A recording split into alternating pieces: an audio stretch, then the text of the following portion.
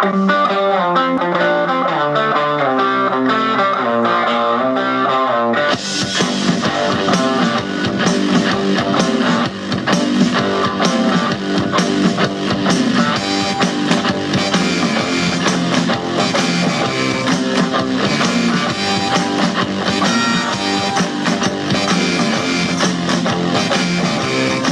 up, everybody?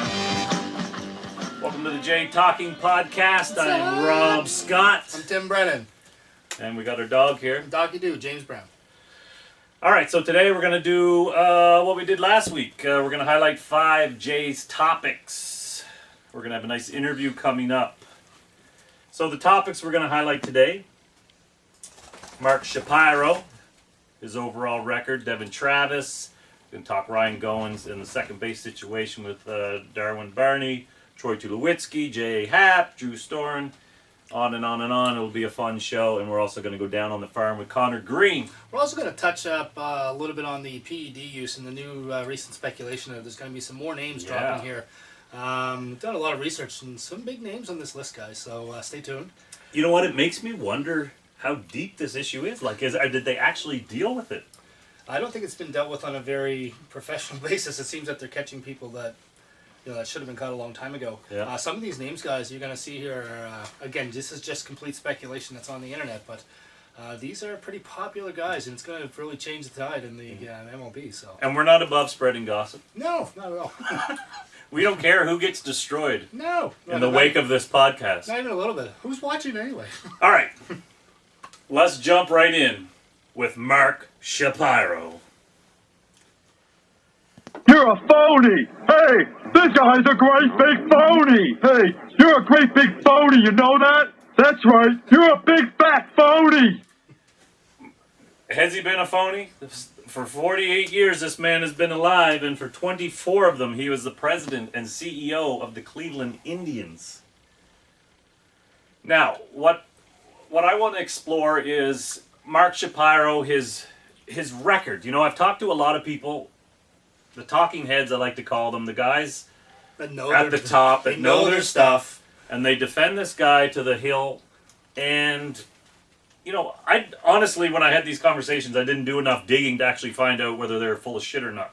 So, let's get into it a little bit and find out what we know about Mark Shapiro. Now, look, when you get to this position, you got to have some level of intelligence. Yes. You can't just be a dummy that walked in the door.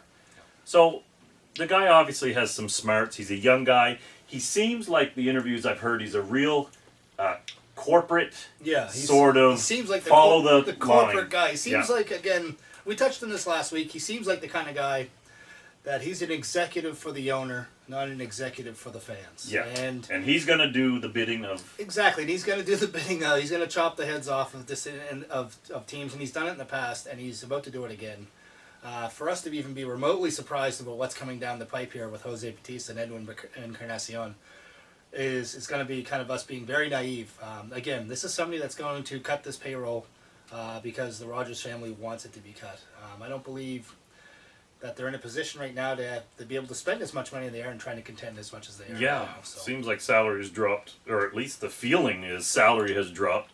But what about his record? So the question is, how much pull does he have over Ross Atkins? Is he letting Ross Atkins be Ross Atkins? No, I completely disagree. I believe Ross Atkins is just the puppet behind what's being controlled. It was that way in Cleveland, and it's still this way in Toronto. Well, I mean, you gotta think the whole reason Alex Anthopoulos left was because he didn't feel like he would have full control. Yeah. So maybe that in itself is not necessarily proof, but it's a suggestion toward that this guy wants a hand in all business decisions and baseball decisions. But to think Ross Atkins has a kind of like an open kind of forum to go get who he wants is kind of a complete joke. You know, we all know he doesn't have that capability.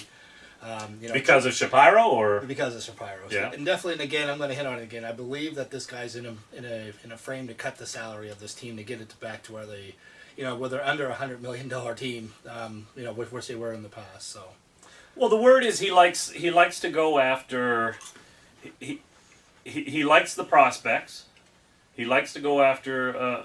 I mean, this is my feeling. Why I actually think a lot of us are going to be shocked by the moves that will come to the Blue Jays. I can see the scenario where a lot of these older guys are just not signed again because But I'm not. But I'm he not likes to hang on to the. But funny that you say that because I'm actually on the same page with Shapiro, with bringing back Edwin Encarnacion or Bautista.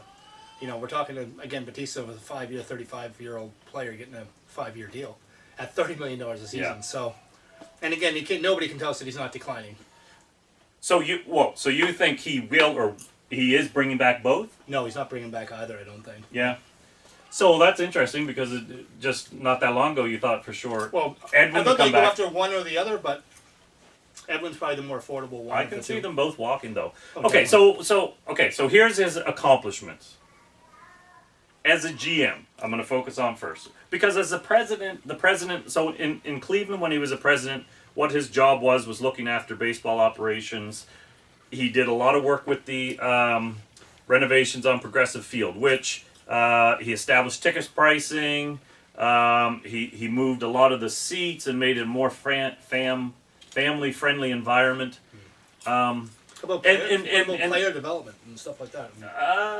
I mean, Was that I'm all- assuming he'd leave that to the scouts. Was but, that all the Jonah Hill that did all that? Yeah, I yeah, thought- that's right. I thought yeah. I saw that in the movie. No. He's a real life guy too. But he, so with all these things, I guess it was received very well. The changes he made as the president. So I'll get off this topic quickly, but they still ranked 29th out of 30th in attendance, which is his job to bring up attendance. Okay. So that is a red flag. Yeah. Now his accomplishments were as a GM, he was twice Exec of the Year. Yeah. 2005, But again, is that 2007. big? What is the premise behind that? Nothing. What wins you Executive of the Year? Is it because you got a lot of money for your owner, or Yeah. because your team did well? Because in 2007, the Indians were a 90-win team that year, and I think they went to the playoffs. Yes. So they won the ALDS, ALCD that year, That was in 2007. 2007. What Yeah. about 2005? And no, it was 2007. They were one win from the World Series. But to your point of what you said, and to kind of affirm your point, so in 2005, they won 93 games. 2005, okay. That's when he won Executive Year. The Yes. previous year they won 80. So he went from 80 to 93. 13-win improvement, okay.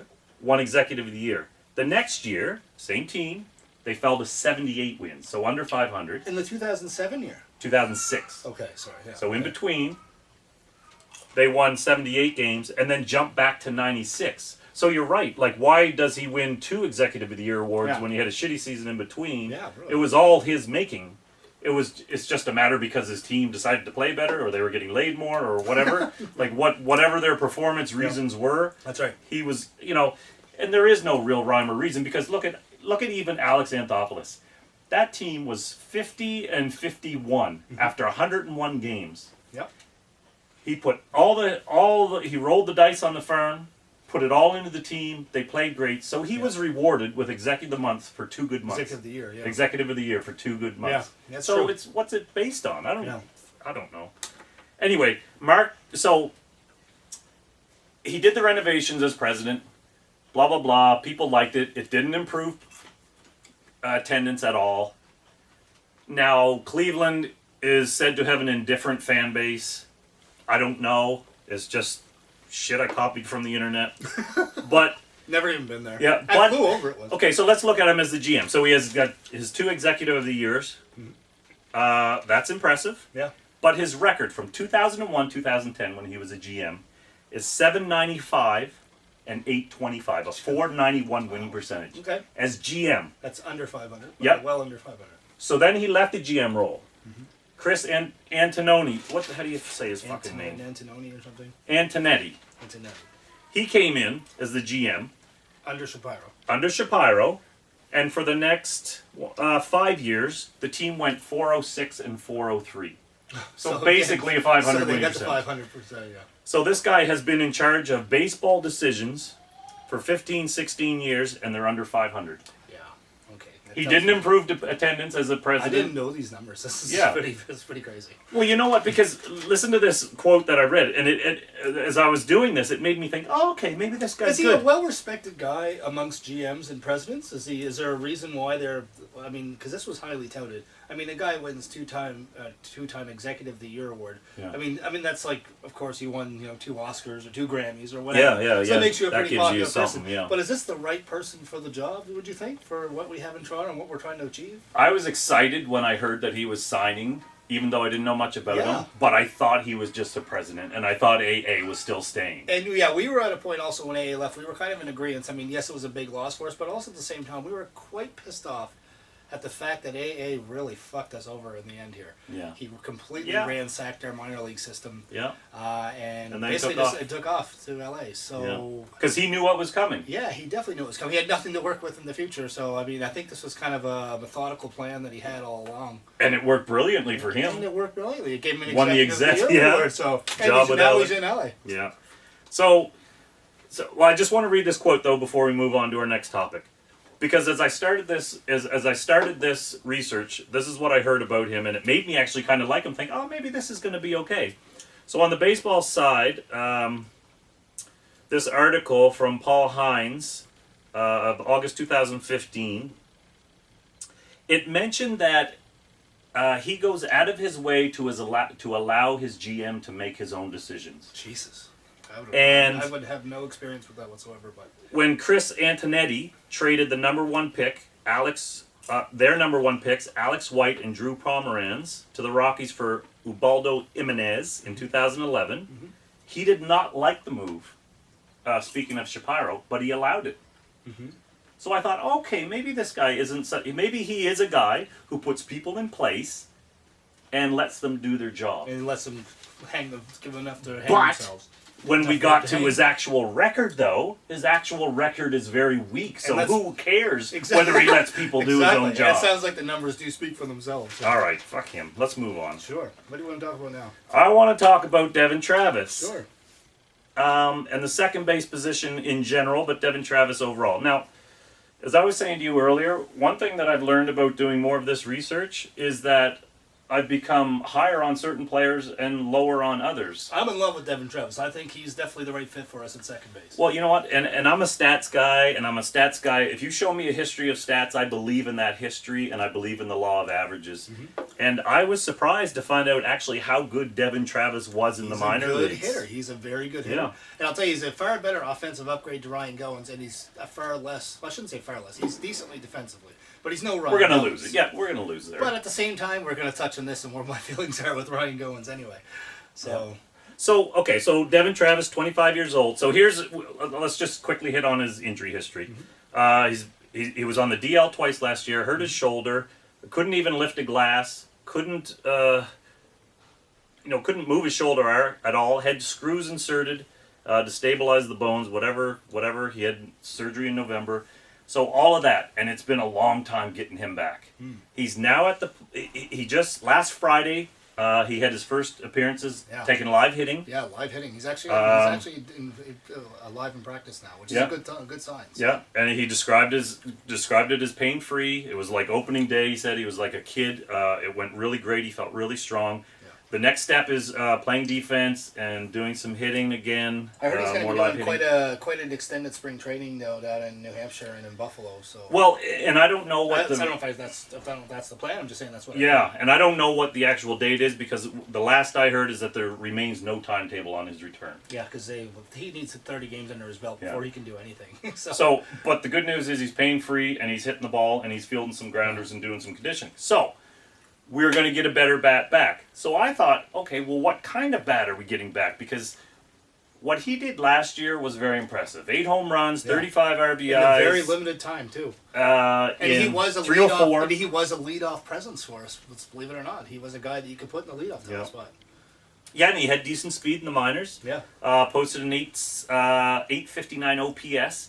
So I thought, okay, those numbers got to be fucking inflated because... I just never really heard of him. But when I go back, so this is what he did in low A ball, hit 280 his first year at 21. This in Detroit's farm? Yes, yeah. Then the next year he took the jump up to low A and high A ball.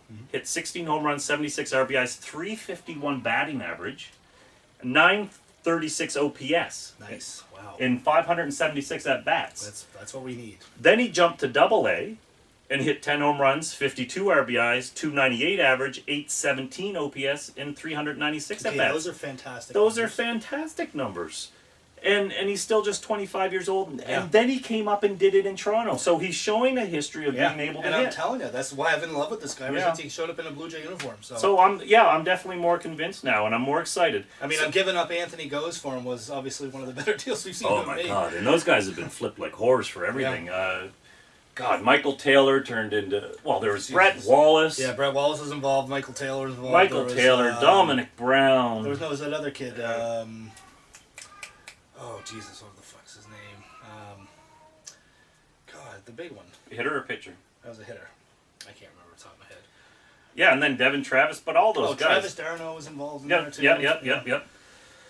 So anyway, excellent stats. I don't know if we need to go over Ryan Goins and Darwin Barney. Their numbers are almost identical. No power, no production. Goins is a career 226 hitter. He's hitting 180. We got dangerous bugs in here. No, it's a sticker. I mean, Ryan Goins. It just gives me a headache to think because he looked like he was improving last year, and he's back to being garbage. Yep. With the bat, and you can't have this guy, no matter how good he is defensively. In my opinion, if he's really much less than 250. Yeah, much less than 250. Because he's not having any power, he's not stealing any bases. But again, he's a great glove. He's a great rangy shortstop. Just putting that out there. Yeah, fill in.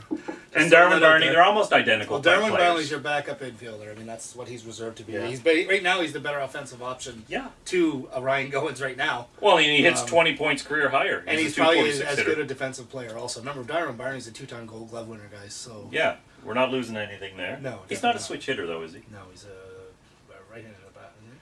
Okay, so let's just pretend what we know. And what is your timeline for Devon Travis? What do you see this year? I've heard that he needs at least 30 games down between New Hampshire and Buffalo to be able to come up and play. And that's true. He does need to get up to speed. So he's at least the All-Star break until we see him.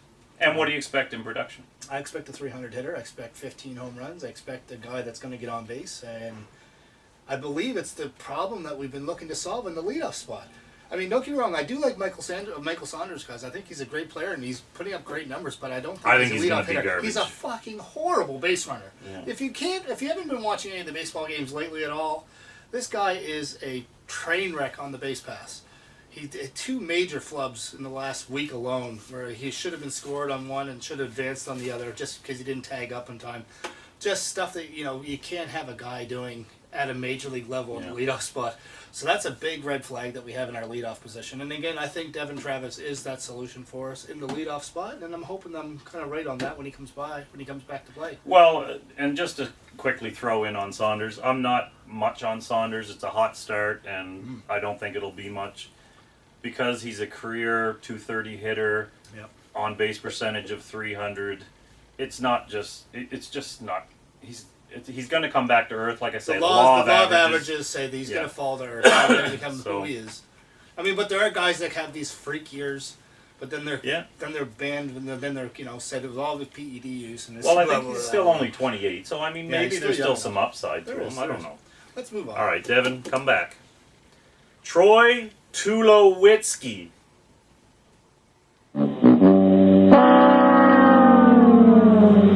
Now, Mr. Tulowitski, as I was saying, the way you started that. There are things that I have learned doing more research, guys, I have changed my opinion on. I am not just to kick him while he's down because of his slow start, but I am much lower on Troy Tulowitski now as an overall ball player than I was just last night even. We have a $20 million guy that plays great defense, but seems to be kind of whiffing on balls and letting strikes go for strikes. Yep. We have a guy right now that should be a 300 hitter, which is as advertised, and he's hitting What is he hitting now as a J at 65 games? I think it was He is hitting 209 as a J. in 263 at Yeah, bats. 650 OPS, guys. 10 home runs, 30 RBIs. This is a $20 million salary guy that we're paying to put up numbers like 31-year-old, and he looks injury prone. and he looks absolutely lost. I mean, if you haven't seen any of his bats in the last little while, he looks lost. He really does. He's just letting strikes go by. And on counts that you should be expecting a fastball, he's just letting them go. Well, he set a career high 114 strikeouts last year, and he's on, which was only the second time he ever surpassed 100 strikeouts. He actually was very good at making contact. This is as a J. And this year he's on pace for like 155 strikeouts. It's so insane. Like his strikeout rate has skyrocketed, his contact rate has dropped tremendously. But I wanted to make the point, as I said to you earlier, I mean, I want to look beyond who Troy Tulowitski was, because I think I was sold, I'm not going to speak for everybody, I was sold on his name as a star. Yeah. And thought, wow, we're getting a god here in this It's kind trade. of ironic we even got him because we had the opportunity to draft him back in, what was it? It was a two... Yeah, in 2000, Ricky Romero we took instead at the number 5 pick. I don't know what year that was, but yeah, he drafted, Romero went 5, he went 7. That's a good thing we got Ricky Romero instead of Troy, though. Yeah. But, okay, forget this year and say, okay, he's doing shitty, maybe something's happening, blah, blah, blah, and this is the reason for he's going slow. But when you really look at his numbers in Colorado, in 162 games, he averaged 29 home runs, 100 RBIs, and a 293 average. Okay? But he didn't play 162 games. Yeah. So you have to go by what he really is. Yeah. He averaged 118 games a season. Very, very injury-prone kind of guy. Yeah. So when you adjust for 118 games a season, he's now at 21 home runs, 73 RBIs, and 293 average. Now, Tim, you suggested to me the Coors Field effect. Yes. Which is absolutely affected every offensive player that's ever played in there. Absolutely. I mean, maybe the odd exception, but absolutely you get a boost from playing there. So now you take that 21 home runs, 73 RBIs, subtract the Coors Field effect, and what is he now? 18 home runs? Yeah. 15 home runs? Yeah. Yeah. And this is what we're paying $20 million for. $20 million. Yeah. A And year. we have him For 4 more for years. 4 more years They have to pay that this we're going guy. to pay And you him. know what? We can't unload it. We can't fucking move him. So, unless some team's willing to take on a Vernon Wells kind of contract, we're kind of stuck with them, guys. And again, there's lots of Troy Tulowitzki fans out there. And listen, I'm with you. I pray to God he turns around, because if not, we're screwed. Yeah. We have him for 4 more years. And if he's going to put up numbers like this in 65 games, that's a pretty long sample size as a Blue Jay. To put up numbers like this and pay him that much money, we're in trouble. I'm begging for a hot streak, and then I'm begging for Atkins to move him out immediately. Well, if there's anything you can get for him, I mean. Well, if he heats up, you can. But at the same time, remember, we do have a natural shortstop named Ryan Goins. Once Devon Travis comes back, we have a natural shortstop that I'd love to slide into that position. Yeah, but what if he's a 220 hitter? You still want I to don't slide care. him in there? I don't mind my shortstop hitting 220 if he gives me Gold Glove defense. I don't mind paying, 150 or sorry, $1.5, $2 million a season for a shortstop that's a great defensive shortstop but a terrible hitter. I don't want to pay $20 million for a great defensive shortstop that can't hit. I hear you. Yeah, makes That's sense. just a waste of money. All right, let's move on. Now, J.A. Happ, James and Anthony Happ, 33 years old, signed through 2018. We just locked him up to a 3-year, $12 million, $36 million contract. That's $12 million per season. Not a fan. I've actually started to fall in love with this guy. I hate him. I really like him. That's good. I'm glad we disagree. I do not want him. Well, listen, I don't hate anybody, so I'm not going to use those type of words. I don't want him. I'm not sold on him in any way whatsoever. And again, I'm going to point to statistics to bear that out. Now, excuse me, at 33 years old, is there any upside at anybody at 33 years old? You probably are who you are. Yeah, you are. Yeah, definitely. But I mean, he's become a different pitcher since he's come back and been through went through the senior circuit back to the America League. Yeah. He's not the same pitcher as he was with the first time he's a Blue Jay. This is what I look at. This is how I look at J.A. Happ. He is literally thrown 96 innings of good baseball since 2011, and that is it. That's okay, and that's recently. And that's recently. Look at guys like Cliff Lee. Look at guys like R.A. Dickey. These are guys that have enhanced their careers as their careers got older and as they got better. Well, Cliff Lee's been a great pitcher for a few years, but not as good as he was in the recent until you have the recent years. He was not very good in the beginning. Okay, well, let me try and convince you then. Okay. Mm-hmm. This is but now. Now I'm going to. I have found my opponent, and I'm going to try and convince you of what my research is. These are J.A. Happ's ERAs since 2011. Okay, 535, 479, 456, 422. Now, this is when he was in Seattle, when he was all in the American League. This was so Tell from me what Toronto. happened when he went over to the National League and actually got with a pitching coach. Well, what? That I makes don't a big understand difference. what that matters, makes though. a huge difference. Okay, so let's go through this. So, in Toronto, Okay, on the flip side, just so it's just contradicting your argument, he goes to a good pitching coach, learns how to use his fastball, learns a cutter, learns how to pitch a lot better as a left-handed pitcher, comes back to Toronto, and now he's good again.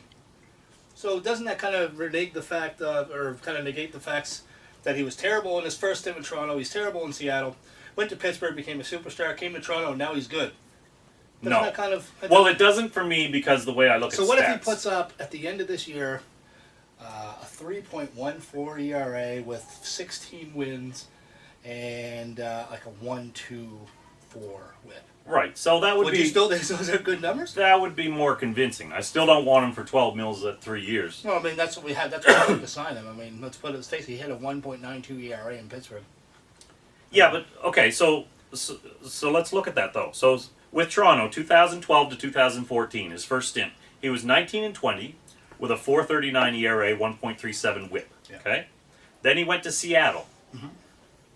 And he posted a 4-6 record with a 4.64 ERA in a fucking hitter's park. Or a pitcher's park. Pitcher's park in Seattle, sure.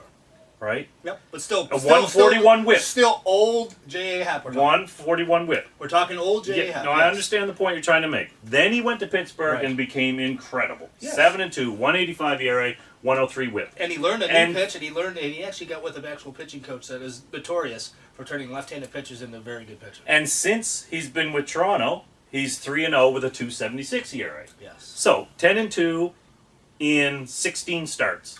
So what you're saying is you're convinced on 16 starts, despite I'm convinced years 16 of starts, average shittiness. Not years. We're talking what? We had 30 starts, 35 starts. When? In those 2 years prior to coming to after Pittsburgh. We're talking 16 starts compared to 30-some starts. He made 35 starts in the 3. last 16 starts, he's shown an incredible amount of progress. Yeah, but what? And I'm but saying, can no, guys but we not need a left-hander for this staff anyway. So no. But to you, that can't just be a hot start. Like, you think he actually is a different pitcher? I think he's a different pitcher. Yeah? I definitely do. Yeah. I'm gonna trust the numbers and just say I'm not a fan. But listen, I hope he fucking knocks the lights out. We need him. Like I said, and we're paying him to become that guy, and Shapiro believes in him. And he's on the hill tonight. I'll be honest, guys. I was absolutely like, what the fuck? We signed this guy. I was completely that guy. But we couldn't wait to run him out of town 2 years ago. Yeah. Nobody looked back at my Twitter feed. At Tim Brennan 1200. So, anyway, let's move on. Okay. We're going on to Drew Storen, I believe. Drew Storen. You know what? I thought of this topic, and now I really don't care about it too much. I was just looking over it. I think it's just... I mean, he's lost some velocity in his fastball, so I hear. Gibbons said his velocity's down a bit. He had to make some mechanical adjustments, and he's seen it climb a little bit. Now, is that just political speak, or is his velocity actually down? I heard his velocity was down too. Yeah, his velocity is down a little bit, so he's got to make some adjustments. Now, he's got an 8.10 ERA this year, but he's been really quite very good every other year. What's his ERA? 8.10. But that's only in 10 innings. Because he's been lights out lately. Like last night, he was fucking fantastic. Yeah, so, that's what I mean. I don't want to harp on this too long. It's really only his first bad year. He had one kind of other shitty year. But otherwise, really good. Well, he was pretty dependable with the Nationals. Yeah, well, and that's the guy's what I mean. still young, too. I think he's like 25. No, he's 28. 28. Yeah. So, so I'm just looking at it as a blip. He'll probably iron it out, and there's really no need to fucking beat him up. What do you think? I think, we need him to turn around for one thing. If we're going to have two guys lock down the 8th inning, It's going to have to be Cecil and Storen. These are the only two guys we have. And if I were just to solve the problem with Cecil, not to touch on a crazy subject, but or a subject that's off our topics, I think right now, if I were Gibbons, I would just run Cecil out there right now just versus left-handers, just so he gets his confidence back. Don't lock down an inning for him. Say this is your inning. You're just right now the primary lefty guy, and get left-handers out. Just build up his confidence that way, and then run him out like that. And then you Storen against right-handers, of course. Gibbons said that Cecil needed to use his fastball much. I haven't been able to watch many of the games on TV. Do you see him? What's he doing? I don't know, man. Every time I see Cecil, the other night he was being booed, and I couldn't believe it. Yeah. I couldn't believe that they were booing him, and like I said. Well, why not? Well, this was on Twitter last night. We discussed this actually. Yes, he gets paid a lot of money to be booed, but at the same time, it's just in bad taste, in my opinion. We shouldn't be booing our own guys. It's just plain and simple. So yeah, and I had this conversation too. So you think there's no reason to boo your own player, even if there's an extended period of shittiness? Well, yes and no. Yes, now I'm not a booer, so I'm not gonna, I'm not pro booing. I believe. Yes and no, and I can't really elaborate on that. I'm sorry. Yes, yeah, you should have the opportunity. Deep thoughts with Jack Handy. But no, at the same time, again, I just feel it's in bad taste. I think it's, it's not instilling any sort of confidence in your guy to get out of a situation, even though he's proven many times in the past that he's not getting out of that situation. But at the same time, again, you're not instilling any kind of, hey, go and get him kind of thing. Yeah. Oh, well, let's just to finish on Drew Storen, because I think it's important what you said. This guy actually is very, very important to our pitching staff. He was brought in. He We is traded the away. bridge. We traded away a very good leadoff hitter. Yes. We decided to avoid the leadoff spot to go get this guy. So And I liked that move at the time. Did you like that I move? didn't know. No, you didn't? No, not at all. Rivera's one of the best hitters in the game right now. Yeah. He is. He had led the league in hits 2 years ago. Last year he had over 200 hits again. So if he's a 1.5 ERA guy at the end of the season, you think it's a good trade? Yeah, we need that. Yeah. We need that one. Well, that's why I liked it, because I thought we needed a bullpen. We need a bullpen help, and he's not the bullpen help. Like he's just not the solution so far that we need him to be. Right now, guys like Bouginini. Yeah. What the fuck is that? Why Bouginini. He's one of our go-to guys, and eventually. Yeah, that is so sad. I know we're gonna get No Bull disrespect Schultz to him, back but soon. fuck's We sake. have Gavin Floyd who's pitching well right now too, but Bull Schultz is going to be back soon, hopefully. Yeah. Hopefully So there's there is reserves coming, guys, but like I said, But we really shouldn't understate his importance to this team. He is the bridge, and even Gibbons said we need him. We're in a lot of trouble if he doesn't. it's exactly not only that, but Cecil. We need them both. We Yeah. need Cecil and Storen to do their business at the from the 7th, 8th inning on. So let's move along, guys. We're going to touch very quickly onto the PED topics. As you are aware, guys, MLB is going to be releasing a. There's word that many suspensions are coming. There's a long list of guys, and again, we're just speculating on some of the names, just to give you a couple of names that I read in the article. We're looking at guys like Nelson Cruz, a name that's been mentioned. Hope I don't get sued for this. Yeah, I don't know if fuck 'em. And even bigger Come name find guys, Albert Pujols, another name that's been mentioned. And you know what? That doesn't shock me. You know what doesn't shock me? And this is kind of what I look for, and this could be totally conspiracy theory. Guys who are fucking stars and then go through a long string of injuries. Yeah. And those injuries, I don't know if it just seems that maybe they came off the juice to... Yeah, like it's... Who knows? Or it actually weakened their body Also, overall. guys, so other names that I'm reading on this article are Chase Headley.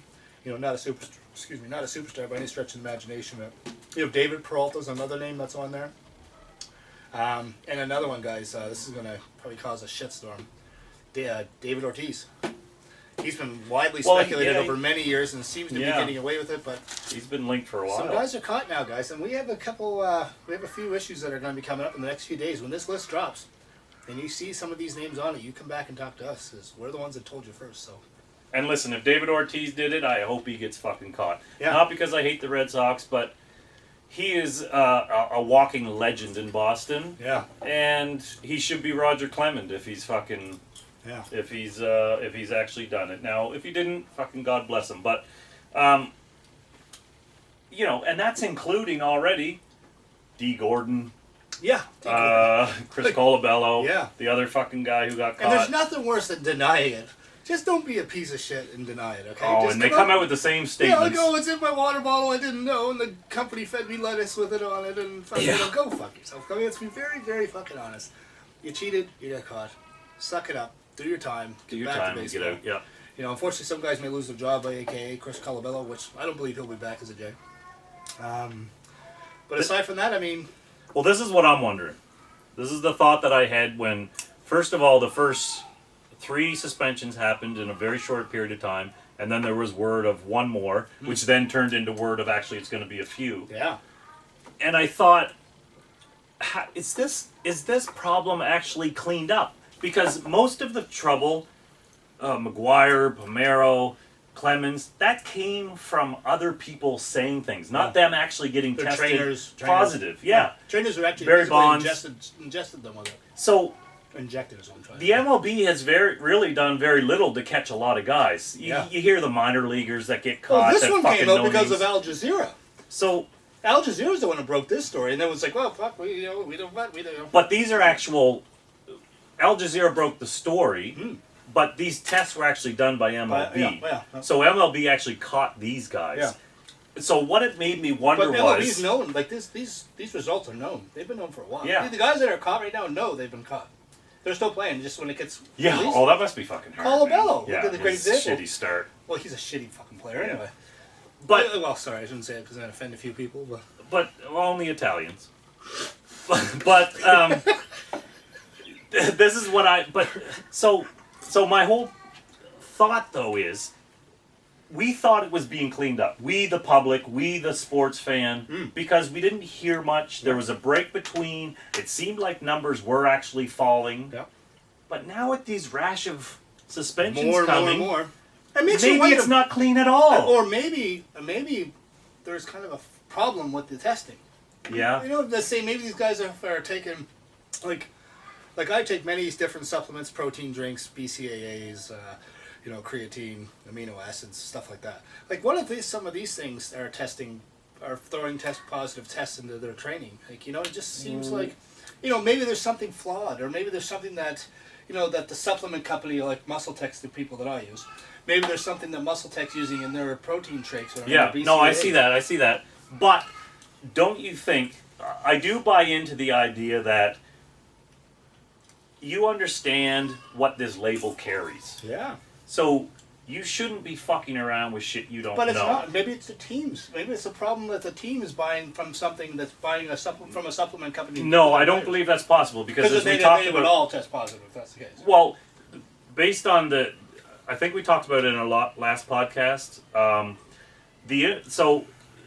The MLB and the Players Union sign with this company. I think it's MSF or I don't know.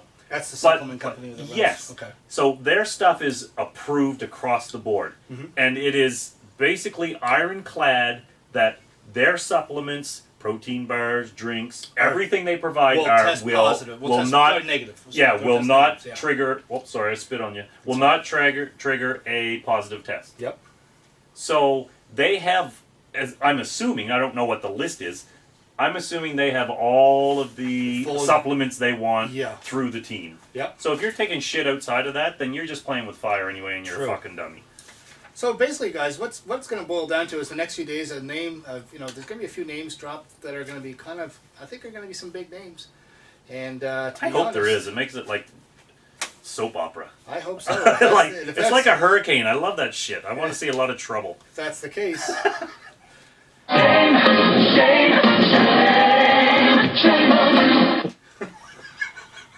Nice. All right, so guys, Shame on you. We're gonna go down to the farm here. Down to the farm. Down Where we the go. farmers are. And we're gonna talk Conner Greene, the Blue Jays' #2 prospect. There he is. There's our graphic on the farm. Now, Conner Greene is a 21-year-old playing in Dunedin. He's, as I said, the Blue Jays' #2 prospect. He's our #1 pitching prospect, #2 prospect overall. This guy's pretty good, guys. If he can pitch as good as he can surf, we're in for a goodie. Is he a surfer? He's a surfer. Well, a surfer. He's also an actor. He's Did a you know hipster. that? He's a hipster. Do you know the TV show Anger Management? No, is he what? Yeah, is that he's the year they signed him, Is that the one with Martin or he was actually best known for being a model, and he was an actor in anger management. Wow, I didn't He's know appeared that. on some episodes. That was the year after they drafted him. Do you have anger management? Arguably. Arguably, yes. I put down every word I can fucking Excuse the think of. pun. Yeah, it's like I'm talking to myself in these pages. Anyway. The amount of work that goes into this shit, guys. So you better fucking appreciate it. So Conner Greene's described as a good athlete, 6'3" frame. He's about 185 right now, so he's a little thin, I would say, at 6'3". So he's got word is he's starting to fill out. How old is he? He's 21 right now. 20. He's just a kid. Now, he's not put up fucking star-studded numbers, so I'm not sure why he's ranked number 2 overall, but he is. Well, it's because we have no other ones guys there. Yeah, we got rid of them all. We don't have a deep farm. His fastball sits 92, 94. It can reach 97. His best secondary pitch is a fading changeup that's really tough on lefties. And he has a curveball, but it's not described as an out pitch. So obviously he's still developing. The speed has picked up. His velocity's picked up because his frame is getting bigger. His 2015 was his breakout year. Now that was based on 40 innings, for fuck's sake. I was surprised to see that. That's a very small sample Yeah, size. 2.25 ERA. This year he's 1-2 in the same. He's still playing in Dunedin. So the year. So he's down in A-ball. So he had his breakout year, 2015 in A-ball Dunedin, where he had a 2.25 ERA. In the same year he went up to Double-A and then had a 4.68 ERA. So they've actually sent him back to Dunedin again. Yeah. And he's got a 3.51 ERA in 25 innings. But we so all far. know, guys, pitchers take a longer time to develop. Yeah, and he's only 21. Let's be honest here, Shapiro's going to hang on to this kid, but in the meantime, You can keep your hands off of my mule. So you can keep your hands off our mule. Yeah. He's going to be a workhorse for us. Eventually, it's going to take a few years, but They're projecting him as a number 3. yeah. So But that's not bad. he's our best pitching prospect, so I think we're going to be hanging on to our prospects from here on out since we hardly have any. Anyway, you want anything else to add? Yeah, just let you know, guys, if you guys want to get a hold of us, you can always send us some questions or comments or even prank us if you want. We love that shit. Yeah, we're going to be doing fun stuff like that too. On Twitter, my handle is at TimBrennan1200. It's at TIMBRENNAN1200, and you can also get a hold of us at J_talking, at JTalking. And I'm at the Blue Jays feeder on Twitter. So, guys, we're going to wrap up our podcast section here. We're going to be coming back with a quite special guest. This took a little work to get a hold of this guy, but it's going to be the Wood family. You probably recognize this kid here. Mini Bautista. Mini Bautista is going to be talking with us here in a couple minutes. So we're going to be going to a break here, and we'll be coming back and talking to Oscar Wood and Ben Wood, the father of Oscar, and the family. So stick around, and we'll be back momentarily. What's up, guys? Hey, How you doing, Mini Bautista? How are you? good. So I just wanted to welcome. watching TV and watch our phone calls. Okay. Yeah, I wanted to welcome you guys to our Jay Talking podcast. We are a Blue Jay podcast here. We just wanted to talk to you guys. Of course, have some very quick questions. I know you guys are ready to watch the game and getting seated and ready for that. So we'll be very quick with this. How are you guys doing tonight? Good, thanks. Perfect. Now, Oscar, how old are you? 9. Right, what grade are you in? Pardon? What grade are you in? 4. 4. Now, have you reached any kind of celebrity status at school? Yeah. And you got to meet all your. Did you meet? I mean, we saw that you met Jose Bautista. Who else did you get to meet? I got to meet. I got to meet a lot of players. Edwin. Down there in the clubhouse, can you remember? I got to meet Edwin. Yeah. Got to meet. I don't really know how much people there were down there because it was pretty busy. Yeah, but I mean, must have been one of the most exciting times in your life, I would think, wasn't it? Yeah.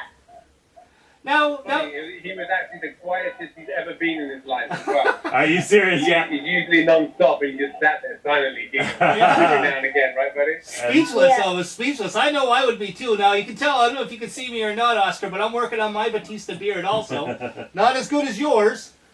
No, mine isn't as good either. No. I'm trying to grow mine in to look just like this. Now, whose idea was it to actually dress up and do this uniform thing and do all this?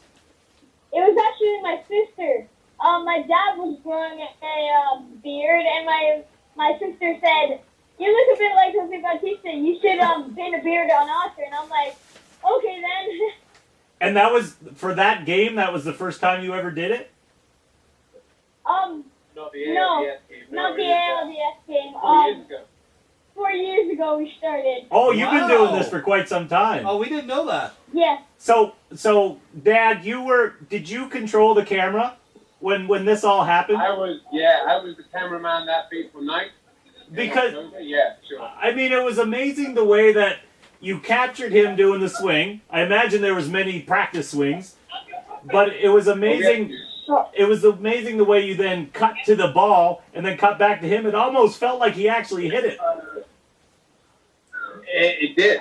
I mean, at the time, I can remember filming him and so watching him set up for the swing, and I looked back at the game, but I looked away from him to the game. So when I saw and heard the crack of the bat, I just turned the camera instinctively to where I was looking and just watched it sail out and then flicked straight back to him. Right? We just celebrated as a unit, a little group of 5 of us going nuts up in the top. And the ball landed near you guys, did it not? It looked like it was coming to us. That was the thing. Wow. For the briefest moment, it looked like it was coming straight into our section. And it just dipped down at the end, dropped, and I think it hit off the 200 or something, right? It was out of our sight, but we knew it was gone. My goodness, we knew it was gone halfway. So did you know when that happened? I mean, were you? I'm assuming you had no idea this would go viral the way it did. No. No. I had about 20 followers. Yeah. It was just kind of on Twitter for the sake of it, right? Just if anything, Instagram more so. Instagram being like a family photo album of Blue Jays Days Out. He had like 15 followers, and now he has like 2,000. Yeah. I'm web famous. Not as web famous as you, but I'm web famous. Now, Oscar, now your brother, is he now Mini Tulo, I'm hearing? And I'm seeing the hashtag on Twitter as Mini Tulo. He's a big Tulowitski fan, is he? Say hi, Mini Tulo. Hi. Hey, and your name is Jasper, young man? Yes. It's perfect. And your sister's name is Bella? Yes. Now, who's Bella's favorite player? Donaldson. Josh Donaldson. That's it. Everybody likes Donaldson. Yeah. Now, Ben, being from the UK, what kind of led you to take your kids to a baseball game, knowing baseball's not huge in the UK? So what was the appeal to take your kids to a Blue Jay game? Are you a footballer originally? Yeah. So a big Man United fan. And if anything, I was lacking something to chase and screen for after we moved over here. The funny thing is, a neighbor of mine in the street said, "Oh, do you want to come to the baseball today?" Like real short notice. I think I was going to be doing yard work or something. And I said, amazing. Sure, I'll tag along. So I came to my first Blue Jays game wearing my Man United strip. I had some Man United stuff on it, and sat behind kind of home plate up in the 200 section, and just sat there taking it all in. I just, it was it. Something clicked, and I thought, wow, this would be great to bring the whole family. It's kind of, affordable and accessible, and we could turn it into a day out. You know what I mean? Come down from Barrie, go to Toronto, and have a day out in the city. So the first game I brought the family to, we came to a Junior Jays Day, so they had the fairgrounds, all the fun fair type stuff set up outside, and the kids had a sign my first Blue Jays game. One of the JPOS crew here said, would you like to be our family teacher, like our family of the game? And we were like, yeah, sure.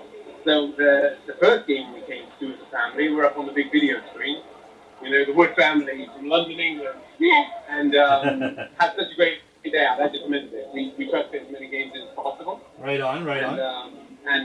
Since Beardgate, it was 4 years ago. The second game the kids came to, Oscar had his beard on. Jasper actually had a beard on as well. We had a little sign there, the Bautista Brotherhood, like I was growing mine in. So the three of us were having our pictures taken outside, and they got invited to lead the team out. Wow. So it was Junior Day Saturday. A group of kids, one for each player. They all come out on the field. Jasper was stood with Edwin, Bella was stood with Adam Lind, and Oscar got paired up with Jose. So this isn't your first time in the sun. MLB highlight reel that day too. So since then, did he hit 2 home runs that day or just the one? Just one. Just the one that day, right? Yeah, hit a dinger, straight out of the park. Oscar was convinced it's because he had his lefty beard on. And like I said, 4 years later, the beard for every single game. So, Oscar, you now have grown up with the Blue Jays. Are you more of a football fan or a baseball fan? Like, Baseball. and Dad, how you feel about that? In fairness, I've become ridiculously addicted to it. Right? I'm not the same human being in the winter when there's no ball games on. Yeah. I'm a lot happier now the season started. Nice. And yes, So it's safe to say, Ben, you've caught Blue Jay fever. Now, Oscar, what's your plan if Bautista ends up leaving at the end of this season? What is your plan then? Do you plan to follow another team and follow Bautista, or would you stay with the Jays? Just broke up a bit then, guys. You run that past us again? Sure. Oscar, if Jose Bautista decides to not re-sign with the Blue Jays, would you follow him to another ball club, or would you actually stay loyal to the Blue Jays? If he doesn't sign, I'll still always like him. But if he does sign, it'll be good, yeah. I'm pretty sure he's gonna sign. I hope so, too. Now, we certainly do. I do. A bit of inside information. Kevin Pillar tried to recruit Oscar and his lucky voodoo swing skills for the winter tour. Nice. Right? You remember Kevin said to him, you've got the beard on. Maybe you could wear my T-shirt underneath the jersey and help me out with some home run help too. So we could maybe throw some swings Kevin's way as well. So when you guys walk in the stadium now, do a lot of people notice you, Oscar? Yeah. Do you? Yeah? Like, what's it like? Tell me. When you just walk in the door. It's funny, like, you walk through the door and, like, you take a couple steps and then somebody's right there saying, hey, can I have a photo with you? I say yes every single time. I know I would if I saw you. I know I would do the same. Well, hopefully we can get your autograph someday. Now, Ben, have you and Charlotte been overwhelmed by the media coverage and all the hype and all the viral videos and all the the hype in the media and the paparazzi stuff? When you say overwhelmed, it's fine now. Completely manageable, right? It's just usually an extra bit of fun for the day if somebody wants to stop for a chat or get invited to a podcast video. The day after that swing was insane. There were kind of so many inbound inquiries from magazines and newspaper print and TV. I found it impossible to keep up. I found like 2 days later, I was reading new messages I received, from 2 days before, and I was apologizing to people saying, "Oh my gosh, sorry I haven't got back to you sooner." I just, it was just too much, yeah. Too much to handle. So it was almost like a little splash of what these guys probably get every day. And I think it can be exhausting, right? It can be exhausting. Now, other than games there, Ben, is there any other events that you guys have been attending? I've seen on Instagram you guys did the spring training. Yeah. And, spring training, we went to our first spring training last year before that post-season season. And we went again this year. It's a great getaway. Yeah. Instant warm, instant heat, instant baseball. Yeah. And kind of long overdue after the winter thing. Yeah. We came out to the Blue Jays Fan Fest the weekend just passed as guests of a season ticket holder. We've done a couple of winter tours. We went to the winter tour in Toronto just this year. Got there nice and early. We were lined up by 7:45 in the morning for I think it was 6 p.m. signing that they were doing. The reason we got there so early is because we figured it would be crazy busy, and we just missed out on the cut of the line the winter before by maybe about 20 minutes. So we were determined not to miss that cut of the line Nice. this year. So the winter tours are great too. Nice. Well, listen, Ben, we'll let you and Charlotte get the kids back in game mode there. We really sincerely wanted to thank you very much for doing this with us. You're a fantastic dream guest for our podcast, and I'll be sure to send you a link.